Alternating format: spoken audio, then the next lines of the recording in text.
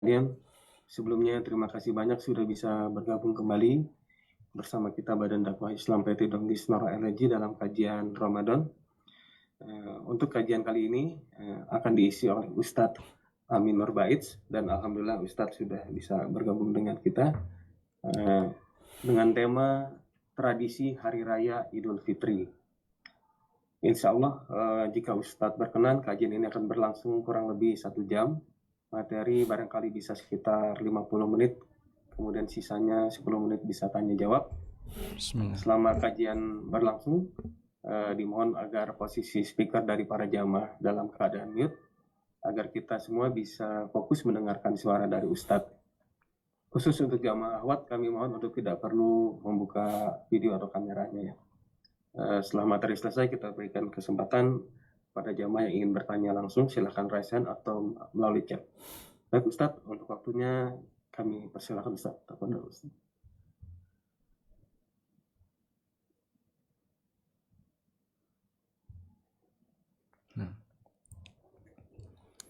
Assalamualaikum warahmatullahi wabarakatuh. Alhamdulillah wassalatu wassalamu ala Rasulillah wa ala alihi wa sahbihi wa mawalah. Wa ashhadu an la ilaha illallah wahdahu la syarikalah. Wa ashhadu anna Muhammadan abduhu wa rasuluh. Salawatu rabbi wa salamu alaihi wa ala alihi wa ashabihi wa man sara ala nahjihi wa istanna bi sunnatihi ila yaumil qiyamah. Alhamdulillah, puji syukur kita haturkan kehadirat Allah Subhanahu wa taala. Di kesempatan siang ini kita bisa belajar bareng, dan insya Allah kita mau mengangkat tema tentang tradisi di hari raya, terutama saat lagi akan kita jumpai adalah hari raya Idul Fitri. Seperti yang kita tahu bahwa semua keyakinan agama mereka punya hari raya, baik agama samawi maupun agama ardi. Agama samawi adalah agama yang asalnya berasal dari wahyu, seperti agama Islam yang dijaga oleh Allah, dan ada agama yang sudah mengalami penyimpangan seperti Yahudi dan Nasrani.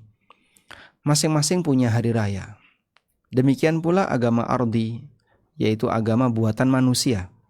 Kita ketahui bahwasanya beberapa agama-agama yang ada di sekitar kita, yang itu sama sekali tidak memiliki kitab suci bimbingan Nabi, mereka punya hari raya. Dan ini menunjukkan bahwasanya hari raya bagian dari fitrah yang disematkan oleh Allah Subhanahu wa taala kepada hambanya. Setiap ideologi punya hari besar. Bahkan tidak hanya itu. Untuk ideologi-ideologi yang tidak sampai menjadi satu cabang agama tersendiri, seperti beberapa ideologi yang ada dalam kaum muslimin sendiri, ideologi semacam ini juga punya hari besar. Sehingga Naksabandia punya hari besar, kemudian apalagi misalnya sekte yang lain punya hari besar. Sebuah ideologi sufi mereka punya hari besar. Maka sekali lagi ini menunjukkan bahwasanya berhari raya dan memiliki hari besar sebagai hari perayaan untuk masing-masing ideologi ini bagian dari fitrah. Sehingga berideologi itu fitrah, dan punya hari besar terkait ideologi juga fitrah. Artinya begini, kita layak bersyukur kepada Allah. Andaikan iman ini geser, maka hari raya Anda akan beda dengan hari raya yang diajarkan oleh Nabi SAW. Dalam perayaan selain Islam, pasti di situ ada bentuk penyembahan kepada selain Allah, pengagungan kepada selain Allah. Kegiatannya sama-sama perayaan, tapi yang satu perayaan yang diiringi rasa syukur kepada Allah, dan yang satu perayaan dalam rangka untuk mengagungkan selain Allah, mengagungkan Tuhan-Tuhan selain Allah. Baik, terlepas dari hal itu, sebagai muslim kita ingin mengenali seperti apa tradisi di hari raya, baik yang diajarkan Nabi SAW maupun para sahabat, atau tradisi yang terjadi di tengah kaum muslimin. Terlebih dahulu, saya ajak Anda untuk membandingkan dua hal berikut ini, antara adab dan budaya. adab adalah sunnah yang diajarkan atau dicontohkan oleh Nabi Sallallahu Alaihi Wasallam. Diajarkan itu bisa bentuknya beliau memberikan arahan. Walaupun bisa jadi beliau sendiri tidak melakukannya, tapi beliau ngasih arahan secara lisan beliau. Dan dicontohkan berarti beliau sendiri pernah melakukannya, sehingga umat tinggal meniru sesuai dengan apa yang pernah beliau lakukan. Berbeda dengan budaya. Budaya adalah kebiasaan yang berlaku di masyarakat. Dan secara umum bisa kita bagi menjadi 3. Ada budaya yang sejalan dengan syariat. Sejalan itu, apa yang menjadi budaya masyarakat ini didukung oleh syariat. Ada dalilnya. Yang kedua, ada budaya yang tidak ada penjelasannya dari syariat. Nggak ada dalil yang menyebutkan secara khusus tentang itu. Dan yang ketiga, ada budaya yang bertentangan dengan syariat. Demikian 3 bentuk budaya yang bisa kita lihat di sekitar kita. Baik, tentu saja karena bentuknya berbeda, maka nilainya berbeda. Sehingga kita tidak boleh beralasan, ini kan sudah jadi budaya, ini kearifan lokal. Kearifan lokal bagaimana kalau bertentangan dengan aturan yang lebih tinggi? Dalam hierarki hukum, ketika ada aturan yang lebih terbatas, bertentangan dengan aturan yang lebih tinggi, maka aturan yang terbatas tidak boleh digunakan. Karena ini jelas kesepakatan yang bertentangan dengan aturan yang lebih tinggi. Maka tidak ada istilah penyebutan kearifan lokal sebagai bentuk bijaksana karena pertimbangan keinginan masyarakat. Ini bukan bijaksana.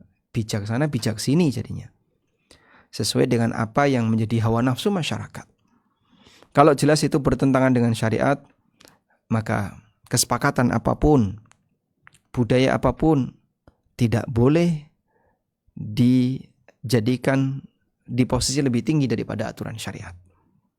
Karena sebagai orang yang beriman, kita meyakini bahwa hukum tertinggi adalah hukum Allah dan aturan Allah. Sehingga kalau bertabrakan dengan aturan yang lain, yang itu tersebar di masyarakat, maka aturan seperti ini tidak boleh diberlakukan. Taib. Sekarang kita akan lihat beberapa adab saat Idul Fitri. Saya tulis adab karena di sini sesuai dengan panduan yang diajarkan Nabi Sallallahu Alaihi Wasallam. Yang pertama adalah makan sebelum berangkat sholat Id. Yang kedua, mandi dan memakai parfum sebelum berangkat sholat Id. Berikutnya, menggunakan pakaian bagus saat berangkat sholat Id. Lalu takbiran saat berangkat menuju tempat sholat. Kemudian saling mendoakan taqabbalallahu minna wa minkum. Dan yang berikutnya, memberi kelonggaran dalam hal mubah bagi keluarga. Insya Allah akan kita rinci masing-masing. Di sini saya sebutkan secara global. Nanti akan kita rinci sebagai berikut. Pertama adalah sunnah makan sebelum berangkat sholat Id. Ada sunnah yang berlaku pada Idul Fitri dan ada sunnah yang berlaku pada Idul Adha. Ibnu Qudamah rahimahullah mengatakan, as-sunnatu ayyakula fil fitri qabla as-salah, wa la yakula fil adha hatta yusalliya. Disunnahkan untuk makan terlebih dahulu sebelum sholat Idul Fitri dan tidak makan terlebih dahulu pada hari Idul Adha hingga selesai melaksanakan sholat. Walhamdulillah, kaum muslimin sudah begitu paham akan prinsip ini. Wa hadza qaulu aktsari ahli ilmi, dan ini adalah pendapat mayoritas ulama, di antaranya Ali bin Abi Thalib, Ibnu Abbas, Imam Malik, Imam Asy-Syafi'i dan ulama yang lainnya. Wala na'lamu fihi khilafan. Lalu Ibnu Qudamah membuat sebuah kesimpulan, dan kami tidak mengetahui adanya perbedaan pendapat di kalangan ulama dalam masalah ini. Artinya satu hal yang perlu untuk kita biasakan ketika kita berhari raya, dimanapun kita berada, baik Anda yang mungkin sedang di offshore atau yang sedang di daerah masing-masing, sebelum berangkat melaksanakan sholat Id, makan terlebih dahulu. Makanan apa yang bisa dikonsumsi? Nabi SAW mengkonsumsi beberapa butir kurma. Tapi kaum muslimin bisa mengkonsumsi makanan apapun. Sehingga dia bisa makan makan berat atau makan ringan atau makan apapun. Yang penting pokoknya dia makan. Dan ini sekaligus sebagai pembeda bahwa pagi ini kau sudah tidak lagi puasa. Pagi ini kau sudah tidak lagi berpuasa, sehingga saat waktu pagi kau makan ketika Idul Fitri. Nah, dari sinilah kita bisa melihat bahwa syariat ini mengajarkan prinsip membedakan yang beda, menyamakan yang sama. Di antara prinsip syariat adalah membedakan yang beda, menyamakan yang sama. Dan ini prinsip keadilan. Nah, bagian dari bentuk membedakan yang beda adalah bahwa sebuah amalan itu harus jelas batasan. Maka di antara yang diajarkan adalah amalan itu harus jelas batasan. Jelas batasannya bagaimana? Amalan tersebut ketika jelas batasannya, maka dia harus dilakukan sesuai dengan batasnya. Di sini sudah selesai, maka selesai. Jangan dilanjut. Karena itu Rasulullah SAW menyebutkan dalam hadis yang cukup terkenal, mungkin Bapak Ibu sudah sering mendengarnya. La yazalun nasu bi khairin. Manusia akan senantiasa mendapatkan kebaikan ma'ajjalul fitrah, selama mereka menyegerakan berbuka. Hadis ini ya. Coba kita bukakan hadisnya. Dari Sahal bin Sa'ad radhiyallahu anhu anna Rasulullah sallallahu alaihi wasallam qaal, Rasulullah SAW bersabda, la yazalun nasu bi khairin ma ajjalul fitra. Muttafaqun alaih. Manusia akan senantiasa mendapatkan kebaikan selama mereka menyegerakan kegiatan berbuka. Selama mereka menyegerakan kegiatan berbuka. Saya sempat berpikir, menyegerakan berbuka. Kalau secara pertimbangan nafsu manusia, ini menyenangkan. Ini orang suka. Sehingga andaikan disunnahkan misalnya, disunnahkan bagi kaum muslimin untuk menunda berbuka agar pahalanya makin banyak. Semakin lama menunda, semakin banyak pahalanya. Saya yakin banyak orang yang tidak akan melakukan sunnah itu. Andaikan ada sunnah itu. Disunahkan bagi kaum muslimin untuk menunda berbuka. Makin lama menundanya makin besar pahalanya. Sehingga kalau ada orang yang berbuka jam 10, ada orang yang berbuka jam 11 malam, atau berbuka sampai jam 12 malam, makin panjang pahalanya, makin banyak pahalanya. Saya yakin mungkin banyak orang yang tidak mau melakukan sunnah itu. Andaikan ada sunnah demikian. Karena orang pengen cepat-cepat, begitu sudah selesai puasa, masuk malam, kan udah boleh makan ya, udah boleh. Saya pengen segera makan. Karena dia sudah pengen menikmati, mengkonsumsi, apalagi makanan itu sudah terhidang dalam jumlah yang banyak. Ada kolak, ada koktail, ada gedok, dan ada aneka makanan yang lain. Masya Allah. Ketika dia kumpulkan semuanya dalam jumlah banyak di satu meja. Sebelum berbuka, seolah-olah dia itu mampu menghabiskan semuanya. Maka dia pengen cepat-cepat mengkonsumsi itu. Maka orang ingin menyegerakan berbuka. Andaikan ada syariat yang mengajarkan, tundalah berbuka agar pahalamu makin besar. Mungkin banyak orang yang tidak melakukannya. Tapi ternyata tidak demikian. Nabi SAW justru mengajarkan kebalikannya. Menyegerakan berbuka ini akan mendatangkan kebaikan. Kenapa menyegerakan berbuka justru mendatangkan kebaikan? Alasannya adalah masalah kedisiplinan. Menyegerakan berbuka ini berkaitan dengan masalah kedisiplinan. Dan disiplin di sini fungsinya untuk membedakan. Puasa sudah selesai, Saat maghrib tiba, sudah batalkan, selesai. Sehingga membedakan antara waktu puasa dan waktu tidak berpuasa. Makanya justru ketika ada orang yang dia sengaja menunda-nunda berbuka puasa, tidak sesuai sunnah. Dan itu kebiasaan Yahudi. Yahudi itu suka menunda buka puasa sampai bintang terbit. Padahal kalau habis maghrib itu kan bintang belum terbit. Ufuk merah masih dominan. Nah, hal yang sama juga seperti itu. Pada saat sudah masuk hari raya, ya kamu makan. Untuk membedakan bahwasanya hari ini kau sudah tidak lagi berpuasa. Itulah prinsip membedakan yang beda.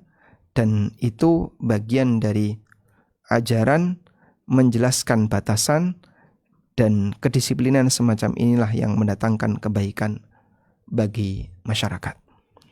Baik, sekarang kita lanjutkan. Mandi dan pakai parfum sebelum berangkat Id. Dan ini karena kita mau kumpul. Semua kegiatan di mana kita itu kumpul bareng masyarakat, maka dianjurkan untuk mandi. Ada mandi Jumat, mandi sebelum sholat Id, Idul Fitri maupun Idul Adha, mandi sebelum berikhram, karena orang ketika ikhram dia kumpul banyak orang nanti pada saat tawaf dan sa'i, maka dianjurkan untuk mandi. Ibnu Umar beliau mandi ketika Idul Fitri, qabla ayyaghdwa, sebelum beliau berangkat sholat. Dan ulama sepakat juga dianjurkan memakai parfum saat berangkat menuju sholat Id. Ibnu Qudamah mengatakan, qala Malikun, kata Imam Malik, sami'tu ahlal ilmi yastahibbuna at-tib wa zina fi kulli idin. Aku mendengar para ulama menganjurkan untuk memakai parfum dan berhias setiap hari raya. Walhamdulillah, kaum muslimin sudah melakukan seperti ini di tempat kita. Sehingga mereka mandi ketika hari raya dan mereka juga memakai pakaian yang bagus, ya. Dan ini bagian dari mengagungkan syiar agama Allah. Wa may yu'azzim sya'airallah fa innaha min taqwal qulub. Dan siapa yang mengagungkan syiar agama Allah, sesungguhnya itu bagian dari bentuk ketakwaan di hati. Wa may yu'azzim sya'airallah. Allah berfirman ya, di surat Al-Hajj, dzalika wa may yu'azzim sya'airallah. Ini mohon maaf, nggak bisa diklik. Fa innaha min taqwal qulub. Ada di surat Al-Hajj ayat 32. Coba kita menuju surat Al-Hajj ayat 32. Barang siapa yang mengagungkan syiar agama Allah, fa innaha min taqwal qulub, sesungguhnya ini bagian dari ketakwaan hati. Ya. Nah, ini contoh prinsip yang diajarkan dalam syariat kita. Kalau kegiatan itu menuntut kamu untuk bersungguh-sungguh, lakukanlah dengan sungguh-sungguh. Dan bersungguh-sungguh dalam berkegiatan itu bagian dari bentuk mengagungkan syiar agama Allah. Berhari raya itu termasuk syiar agama Allah. Sehingga nggak boleh secara sengaja. Sudahlah, berpakaian yang sederhana saja. Ini waktunya kau pakai pakaian yang terbagus. Ya meskipun bukan berarti glamor ya. Maka lakukan. Sebagai bentuk mengagungkan syiar agama Allah. Selanjutnya, menggunakan pakaian yang bagus saat berangkat. Umar bin Khattab pernah menyampaikan kepada Nabi SAW, Ya Rasulullah, inni ra'aitu ataridan yabi'u khullatan min dibaj. Aku melihat utarid menjual satu setel pakaian sutra, dibaj. Dibaj ini salah satu jenis sutra. Falau istarataha falabistaha lil wufud walil id walil jum'ah. Bagaimana jika Anda membelinya sehingga nanti bisa Anda pakai ketika menerima tamu, ketika hari raya dan untuk Jumatan. Bajunya bagus. Jadi kejadiannya saat Nabi SAW keluar masjid bersama Umar bin Khattab radhiyallahu anhu, di depan masjid itu ada orang yang sedang jualan baju. Umar nemu baju bagus sekali. Satu setel, atasan sama bawahan. Maka beliau usulkan kepada Nabi SAW, ini kain bagus. Coba Nabi SAW beli, nanti dipakai untuk Jumatan, dipakai untuk hari raya, dipakai untuk menerima tamu. Namun apa kata Nabi SAW? Karena baju ini atau kainnya adalah kain sutra, beliau menolaknya. Tapi beliau tidak menolak bahwa pakaian bagus untuk menyambut tamu, untuk Id dan untuk Jumatan. Apa yang dinyatakan oleh Umar itu tidak diingkari oleh Rasulullah SAW. Baik, cukup jelas insyaAllah. Lalu kita beralih ke takbiran saat Idul Fitri. Ummu Atiyah menceritakan, kunna nu'maru bil khuruji fil idain wal mukhabba'atu wal bikru. Kami diperintahkan untuk keluar ketika hari raya. Termasuk juga mengajak keluar wanita-wanita gadis pingitan, gadis-gadis yang masih tersimpan. Qalat al-khuyyadu. Demikian pula para wanita yang sedang haid. Yakhrujna. Mereka juga ikut keluar menuju lapangan. Fayakunna khalfan nas. Lalu mereka berjalan di belakang masyarakat. Ya. Kalau Anda di Masjid Nabawi, Anda bisa melihat adanya Masjid Gomama yang berada di pojok selatan barat. Masjid Nabawi itulah kampung asli Madinah di masa Nabi SAW. Yang dulu masih sangat kecil kampungnya.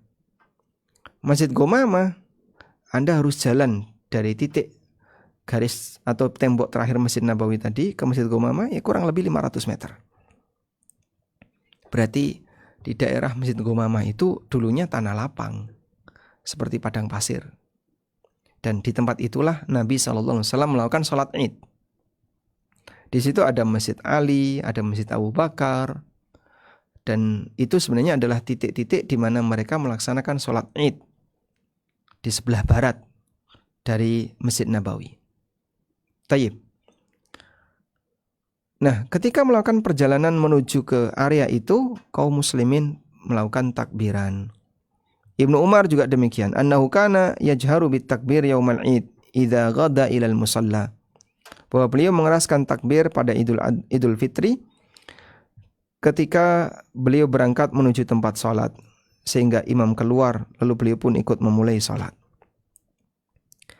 Dan sunnah ini mungkin sudah mulai hilang, sehingga orang ketika berangkat menuju tempat sholat Id diam-diaman, padahal dianjurkan untuk memperbanyak takbiran. Di jalan takbiran, nanti sudah sampai lapangan takbiran, sampai imam keluar mulai sholat baru kemudian takbiran dihentikan. Muncul pertanyaan, kapan mulai takbir Idul Fitri? Allah Subhanahu wa taala berfirman, walitukmilul iddata walitukabbirullaha ala ma hadakum. Hendaklah kalian menyempurnakan bilangan hari puasa. Maksudnya kerjakanlah puasa selama 1 bulan. Walitukabbirullaha ala ma hadakum.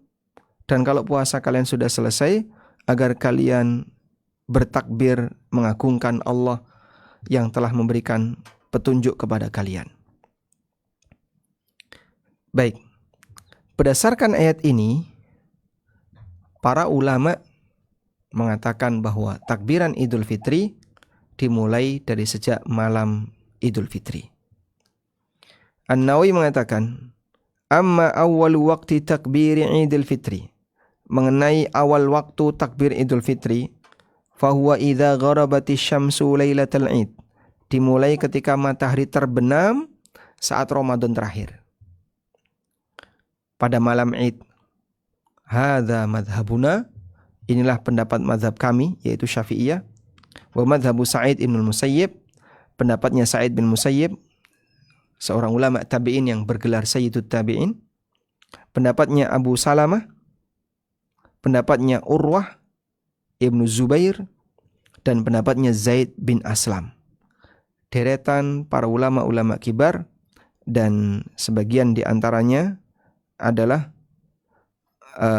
fuqahaul Madinah seperti Sayyid Ibnu Musayyib dan Urwah Ibnu Zubair. Fuqahaus sab'ah, ahli fikih yang jumlahnya 7 yang ada di zaman tabi'in. Tayyib. Sehingga praktek di masyarakat insyaallah sudah sesuai. Mereka takbiran di malam tanggal 1 Syawal. Walaupun ada juga yang berpendapat bahwa takbiran Idul Fitri itu dimulai sejak pagi, tanggal 1 Syawal. Namun pendapat yang lebih kuat adalah pendapat yang tadi kita sampaikan, pendapat pertama, bahwa takbiran dimulai sejak malam Idul Fitri. Dan kenyataan ini yang terjadi di masyarakat, kalau takbiran malam sudah sangat meriah. Tapi takbiran pagi yang tadi, ini adalah praktek para sahabat, mungkin tidak sesemeriah ketika malam. Maka kita ajak kepada kaum muslimin, kalau berangkat menuju lapangan atau masjid tempat sholat id, perbanyak takbiran. Dengan redaksi takbiran yang Anda hafal. Karena Allah Subhanahu wa taala perintahkan walitukabbirullah, dan lakukanlah takbiran, agungkan nama Allah. Sementara riwayat redaksi takbiran dari Nabi SAW, kami belum menjumpai. Adanya adalah redaksi takbiran dari beberapa sahabat. Yang terkenal adalah dari Ibnu Mas'ud radhiyallahu anhu. Allahu Akbar, Allahu Akbar. Boleh 2 kali, boleh 3 kali. Allahu Akbar, Allahu Akbar, Allahu Akbar. La ilaha illallah, wallahu Akbar. Allahu Akbar walillahil hamd. Atau takbiran yang pernah diucapkan oleh Salman Al-Farisi. Allahu Akbar kabira. Diulang lagi. Allahu Akbar kabira. Allahu Akbar kabira. Karena yang penting pokoknya takbiran. Anda cuma membaca Allahu Akbar, Allahu Akbar, Allahu Akbar, Allahu Akbar, Allahu Akbar, Allahu Akbar walillahil hamd. Silahkan. Maka takbiran mau panjang boleh, mau pendek boleh. Pak, saya mendengar di Masjid Nabawi atau Masjidil Haram kadang takbirannya ada baca sholawat. Iya. Di bagian akhir wa sallallahu ala nabiyyina Muhammad wa ala alihi wa sahbihi wa sallam tasliman katsira. Mereka bersalawat ketika takbiran saat Idul Fitri atau Idul Adha. Tidak masalah. Karena takbiran itu redaksinya yang penting ada unsur takbir dan mengagungkan Allah, boleh juga ditambahi sholawat. Selanjutnya, adab berikutnya adalah saling mendoakan. Jubair bin Nufair pernah menceritakan, kana ashabun Rasulillah sallallahu alaihi wasallam idzal taqau yaumal id yaqulu ba'duhum li ba'din. Para sahabat Rasulullah SAW apabila saling berjumpa pada hari raya, mereka saling mengucapkan taqabbalallahu minna wa minkum. Taqabbalallahu minna wa minkum. Kebiasaan para sahabat. Kalau ketemu, mereka mengucapkan taqabbalallahu minna wa minkum. Muhammad bin Ziyad menceritakan, ra'aitu Aba Umamah Al-Bahili. Aku melihat sahabat Abu Umamah Al-Bahili. Ketika Id, beliau menyampaikan kepada para sahabatnya yang lain, taqabbalallahu minna wa minkum. Taqabbalallahu minna wa minkum. Semoga Allah menerima amal ibadah dari kami dan dari kalian. Dan ini menunjukkan bagaimana tawaduknya para sahabat. Sehingga mereka itu banyak berdoa kepada Allah selesai melaksanakan puasa. Bukan merasa yakin amalnya diterima, tapi mereka memasang harapan besar agar amalnya diterima. Makanya isinya mereka doa. Semoga Allah menerima amal kita semua. Beda dengan kita ya. Banyak masyarakat kita yang punya keyakinan begitu sudah selesai Idul Fitri atau selesai puasa, maka kita seperti bayi yang dilahirkan dari rahim ibu, bersih dari dosa. Selanjutnya kita minta maaf ke kanan dan ke kiri. Ya. Saya mohon maaf lahir batin, mohon maaf lahir batin. Sudah? Akhirnya apa? Mereka punya keyakinan ketika Idul Fitri dosanya hilang semua. Yang jamin itu siapa? Kalau sifatnya doa, silahkan. Semoga di hari raya ini dosa kita diampuni. Tapi kalau memastikan pada hari raya ini kita sudah menjadi manusia suci, makanya kita berada di momentum Idul Fitri. Idul Fitri itu diyakini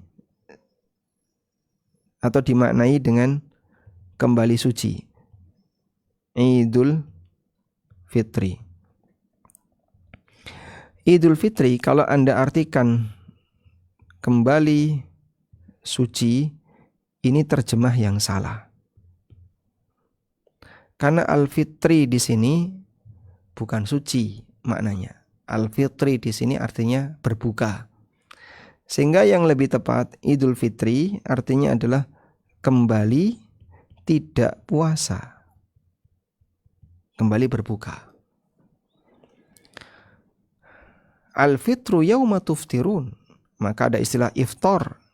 Hari raya adalah ketika kalian semuanya tidak berpuasa. Iftar artinya memberi orang yang puasa untuk berbuka. Iftarus shaim, memberikan kesempatan berbuka bagi orang yang berpuasa.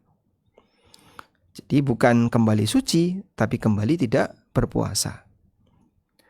Dan kesalahan menerjemahkan ini cukup fatal, karena banyak orang yang kemudian meyakini pokoknya ketika Idul Fitri orang itu seperti ngeriset sehingga mulai dari nol dosa-dosanya sudah bersih, tidak ada sama sekali.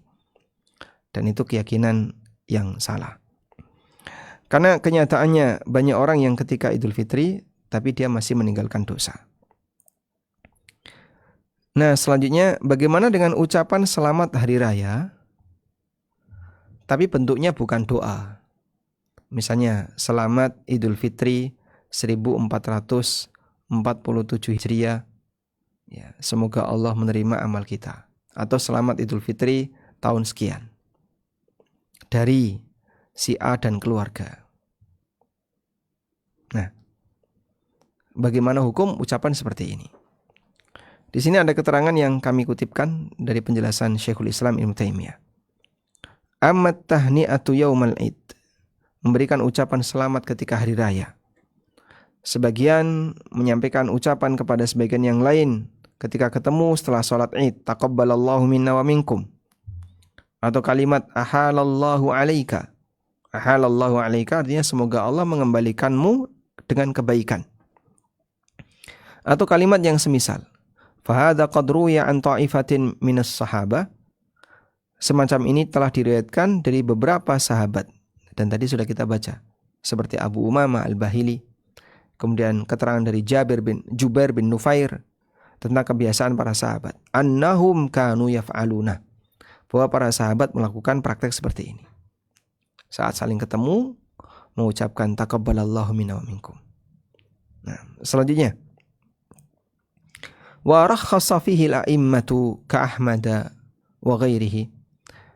Para imam, para ulama seperti Imam Ahmad dan yang lainnya memberikan keringanan akan hal ini. Hanya saja Imam Ahmad pernah mengatakan, ana la abtadi'u ahada. Aku tidak memulai mengucapkannya kepada siapapun. Fa in ibtada'ani ahadun ajabtuhu. Tapi kalau ada seseorang yang memulai mengucapkan itu kepadaku, maka aku akan menjawabnya. Nah, dijelaskan oleh Syekhul Islam. Li'anna jawabat tahiyyah wajibun. Karena menjawab ucapan selamat itu hukumnya wajib. Ijabatut tahiyyah wajibun, menjawab ucapan selamat hukumnya wajib.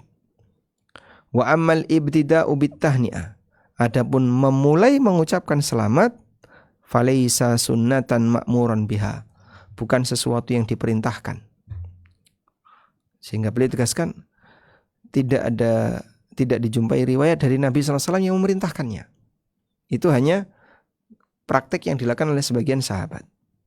Wala huwa aidan mimma nuhiya anhu, dan juga tidak dilarang. Faman fa'alahu falahu qudwah, yang melakukannya dia bisa tiru, dia punya orang yang bisa dicontoh. Wa man tarakahu falahu qudwah, yang tidak melakukannya dia juga punya orang yang bisa dicontoh. Nah, jadi begini. Tentang greeting dalam Islam. Jika bentuknya adalah kalimat salam, Assalamualaikum. Kalau bentuknya kalimat salam seperti ini, Assalamualaikum, maka memulai dianjurkan. Dan ini lebih afdol. Lebih afdol daripada menjawab salam.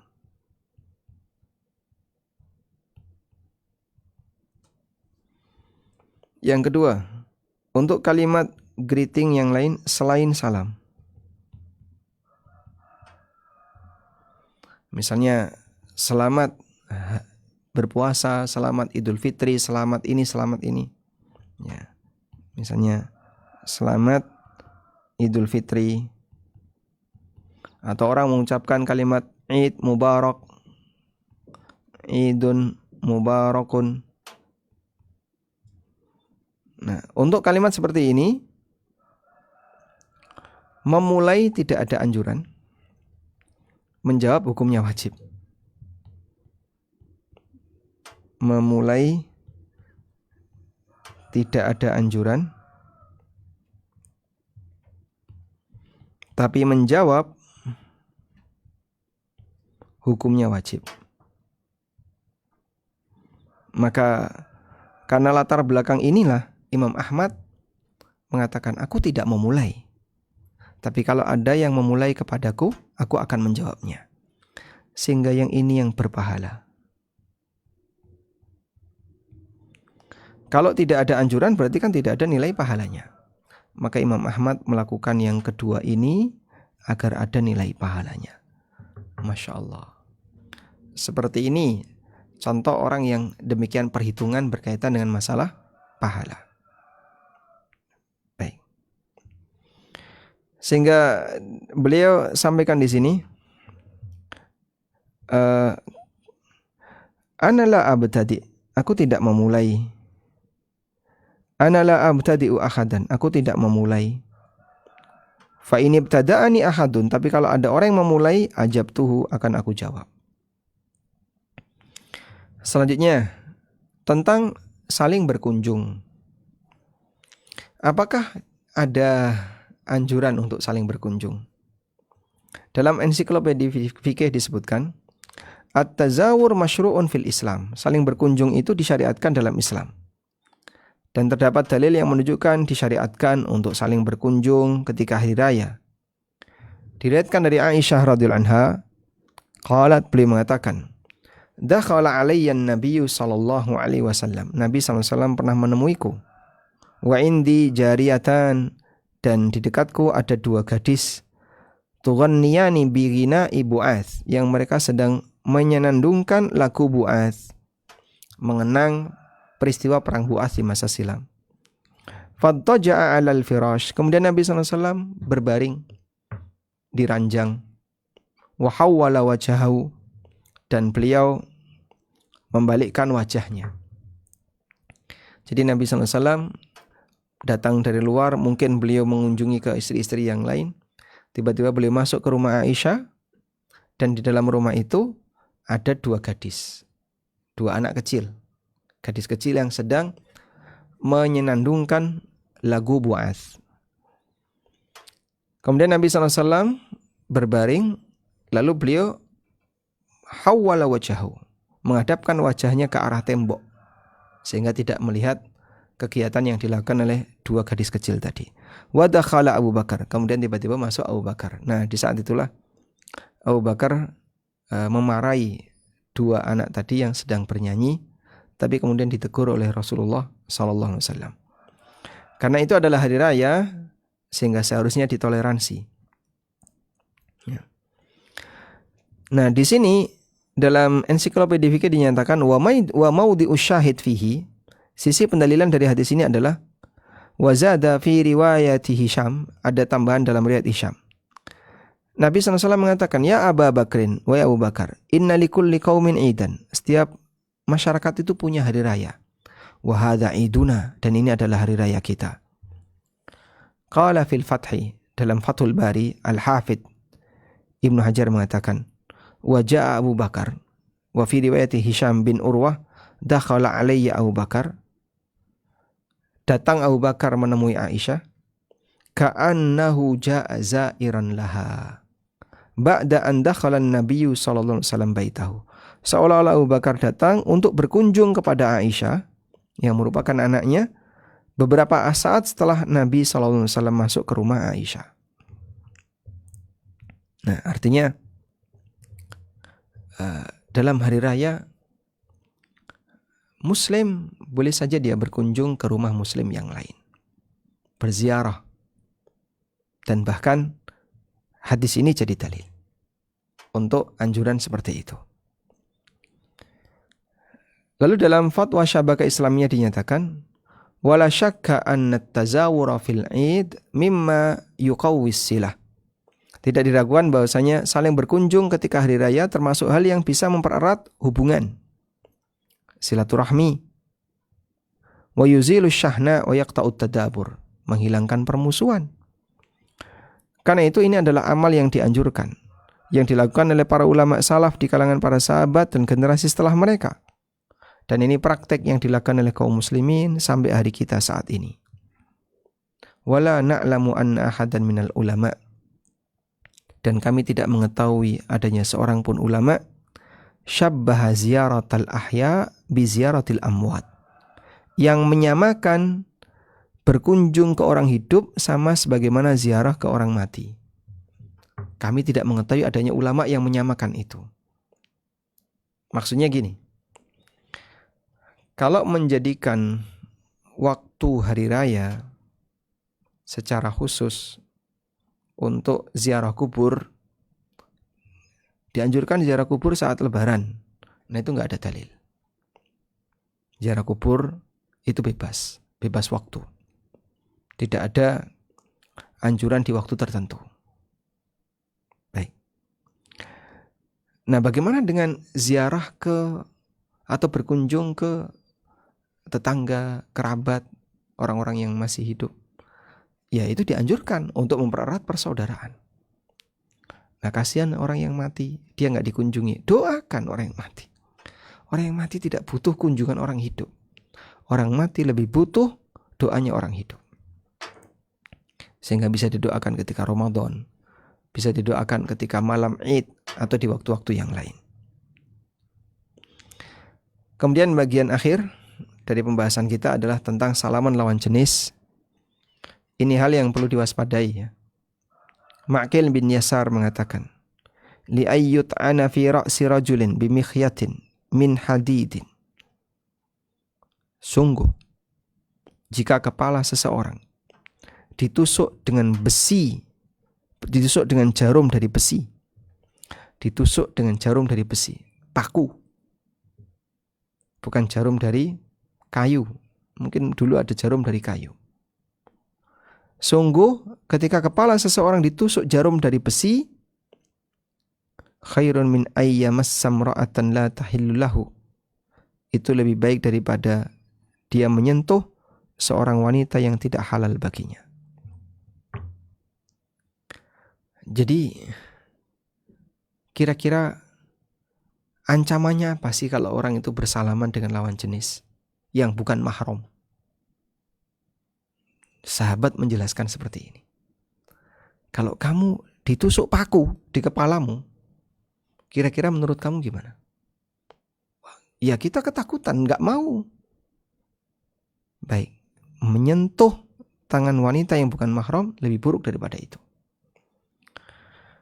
Maka kita sampaikan kepada kaum muslimin, jangan menggampangkan bersentuhan dengan lawan jenis ketika hari raya. Bisa jadi dia berjuang selama Ramadan, berpuasa dan ibadah menghapus dosa.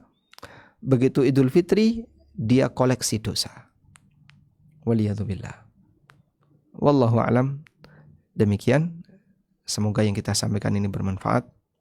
Wassallallahu ala nabiyyina Muhammadin wa ala alihi wa sahbihi wasallam.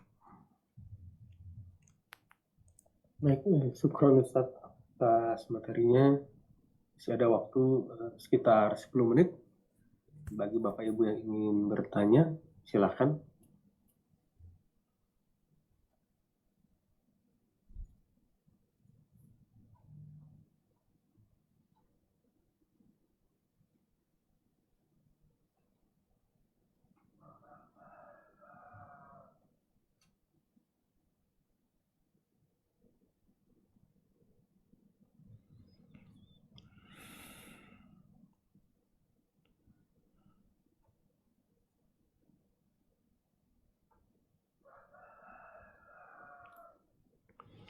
Alhamdulillah. Baik.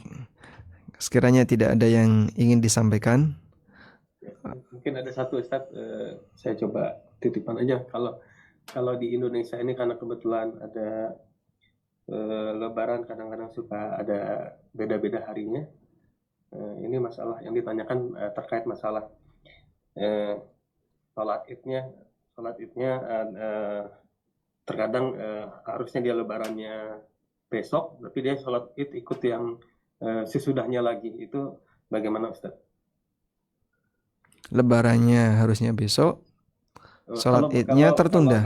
Kalau dia mungkin katakanlah ikut ke satu mazhab yang lebarannya Lebih awal. besok di awal, tapi karena mungkin tidak ada sholat id yang kebetulan bersamaan dengan jadwal lebarannya dia ikut yang besoknya yang kebetulan ikut katakanlah ikut jadwal yang beda gitu.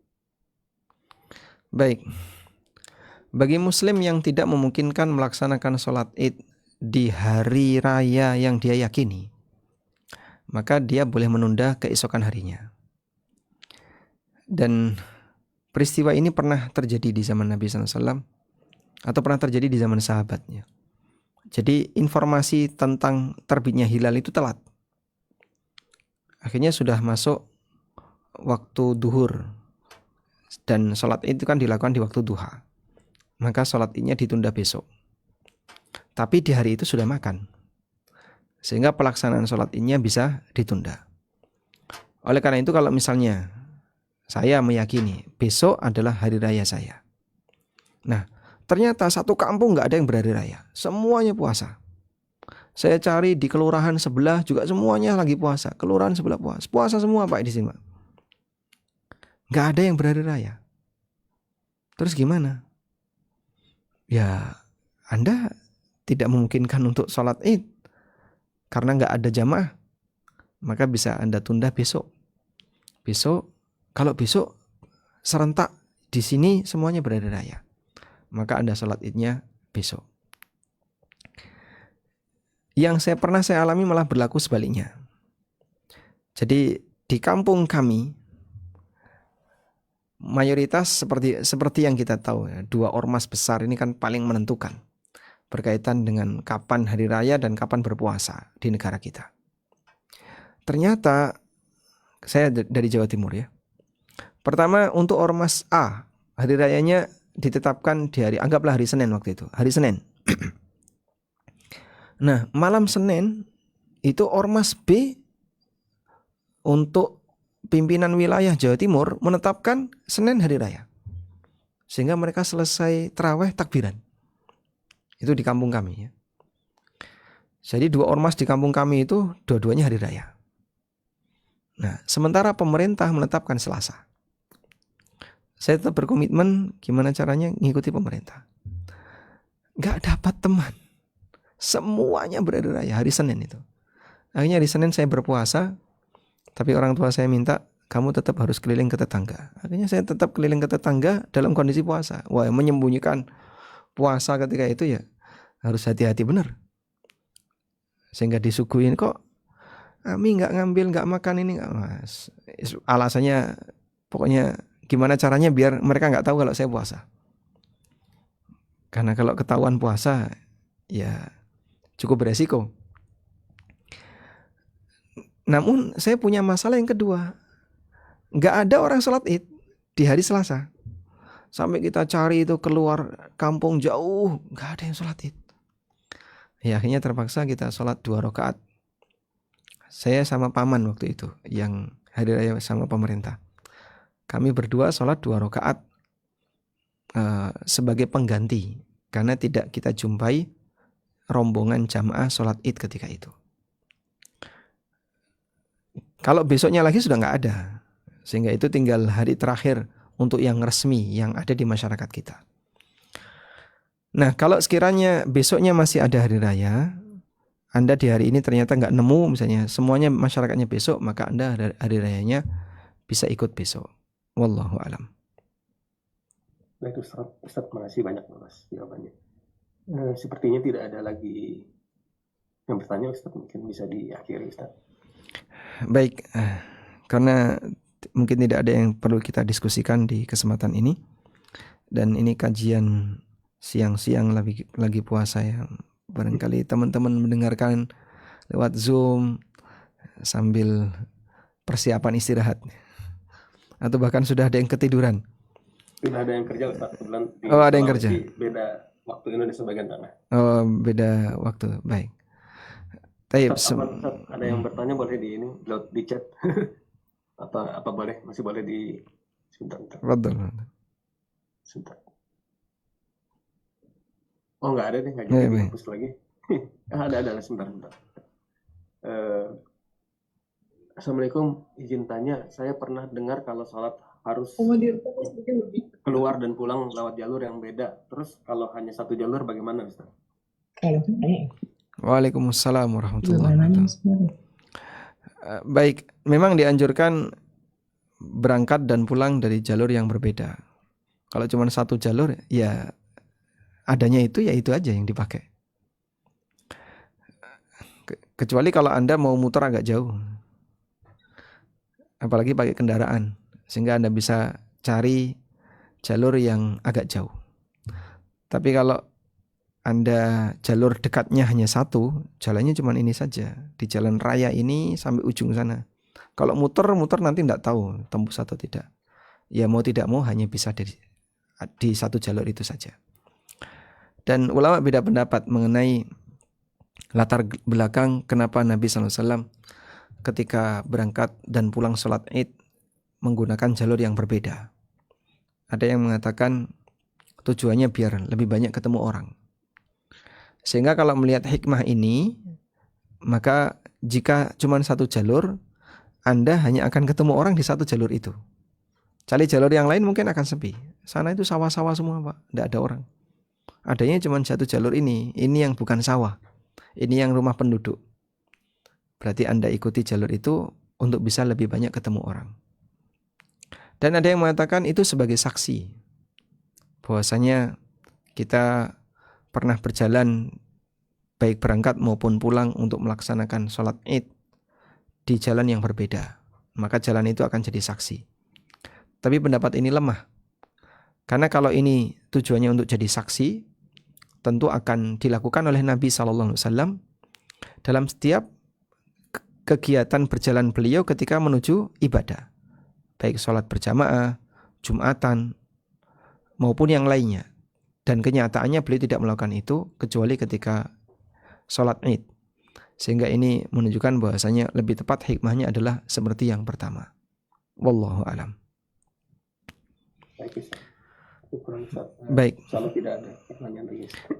Baik, demikian yang bisa kita bahas. Semoga apa yang kita kaji di kesempatan kali ini menjadi ilmu yang bermanfaat. Di era digital banyak tradisi fisik mulai bergeser ke ranah virtual. Sejauh mana esensi silaturahmi dianggap sah secara syariat hingga hanya dilakukan melalui media sosial, dan bagaimana menjaga kekhusyuan dari raya di tengah distraksi teknologi. Baik. Teknologi tidak mengubah aturan. Hukum tetap berlaku dari mulai sejak turun sampai sekarang. Walaupun ada banyak perubahan dan distraksi teknologi di masyarakat. Namun, sebagaimana kata Al-Qadhi Iyad rahimahullah, Al-Qadhi Iyad menyebutkan bahwa silaturahmi itu bertingkat. Ada silaturahmi tingkatannya paling minimalis. Di masa silam itu yang dijelaskan oleh beliau adalah sebatas menyapa. Ada yang lebih atas lagi, memberi salam tapi nggak ngobrol sama sekali. Ada yang memberi salam kemudian dia ngobrol. Ada yang mengirim surat. Sehingga orang menjalin hubungan dengan orang lain itu bertingkat. Maka demikian pula di zaman sekarang. Silaturahmi seseorang di zaman teknologi bertingkat. Ada yang cuma ngasih WA Assalamualaikum. Atau cuma ngasih emoticon apa. Terus ngajak orang untuk salaman jarak jauh misalnya. Sebagaimana pula ada silaturahmi yang lebih bagus ketika dia datang, bertemu yang bersangkutan, kemudian ngobrol dalam waktu yang lama, bahkan kadang sampai makan-makan. Intinya nilai dari tingkatan silaturahmi itu berbeda sesuai dengan tingkatan kedekatan ketika seseorang melakukan silaturahmi. Maka kalau Anda bisa silaturahmi ke orang tua dengan cara datang langsung menghadap, salaman, sentuhan fisik, rangkulan, makan bareng, tentu akan lebih gede pahalanya dibandingkan hanya sebatas ngirim WA atau telepon. Ngirim WA dengan telepon aja berbeda. Telepon audio dengan telepon video, nilai silaturahminya berbeda. Dan demikian seterusnya. Wallahu a'lam. Wa sallallahu ala nabiyyina Muhammadin wa ala alihi wa sahbihi wa sallam. Wa akhiru da'wana alhamdulillahi rabbil alamin. Wassalamualaikum warahmatullahi wabarakatuh. Waalaikumsalam warahmatullahi wabarakatuh. Assalamualaikum warahmatullahi wabarakatuh. Terima kasih banyak kepada